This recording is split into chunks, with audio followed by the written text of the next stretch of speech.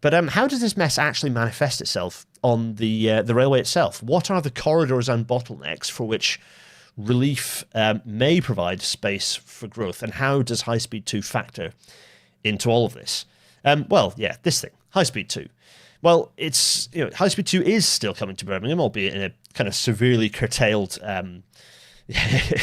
very, very severely curtailed form. Central government will eventually come to its senses.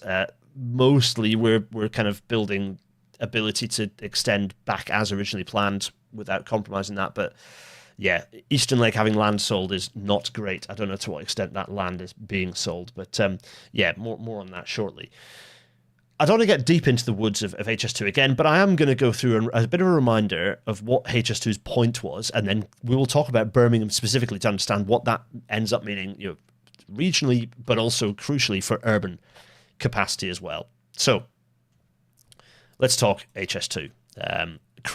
Gareth cracks knuckles. Right, so here we have HS2. Here we have Britain. Specifically, we have not all of Britain. We've got most of Wales and a sizable chunk of England, from kind of the north of England down to London.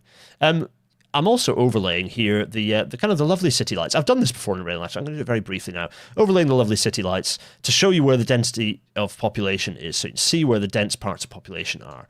On top of that, I'm going to overlay the big million-plus cities, London, Birmingham, Nottingham, Sheffield, Manchester, Liverpool, and Leeds. And then all the kind of fairly sizable 500,000+ cities kind of sat hanging around there. You can see that there is a dense core of kind of north-facing stuff from London northwards towards Scotland, going into the northwest and northeast. And the rail network kind of looks like this in terms of north-facing railway network. This is kind of what it looks like. This is the north-south railway network of Britain, emanating in and out of London. Now, HS2's purpose, here it is HS2 as originally planned, overlaid on. This is the pre-IRP HS2, overlaid on the top, with its additional stations here. And you can see what does this do? What does this achieve?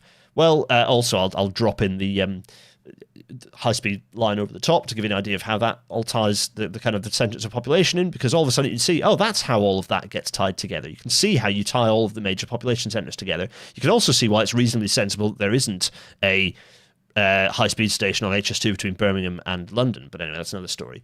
So if I take away my city lights and have the map up here, Phase 1, the purpose of Phase 1, well, all Phase 1 really achieves is clearing up the West Coast Main Line kind of from down here along the West Coast Main Line down into London. That's kind of all it achieves.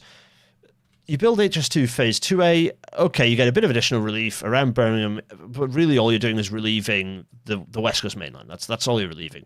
Frustratingly, often, there's a video I've just clipped that covers this point, often West Coast Main Line relief is all that HS2 has talked about. This is why the Eastern Leg was so important, because what you get when you have Phase 2B goes up to Manchester, but to be honest, similar, just the West Coast Main Line. It's Phase 2B East, the bit up to Leeds, that was the absolutely crucial section, because what that gave you is relief on the cross-country lines, it gave you relief on the Midland Main Line, and most crucially of all, gave you relief on the incredibly congested East Coast Main Line. So that was why the whole of HS2, as planned, was so important. Yes, of course, then something happened, and that resulted in less of it, quite a lot less of it. So that's, RIP. So that's why HS2, cutting it down to this, is such an appalling bit of economic vandalism, because it is the most expensive section and achieving the least, frankly, of the whole thing. It's not that it shouldn't be built, because we'll need it for the rest to be built, but it is the case that it is its least effective, least important section, even if it is providing relief to the most congested part of the West Coast Main Line as it currently stands.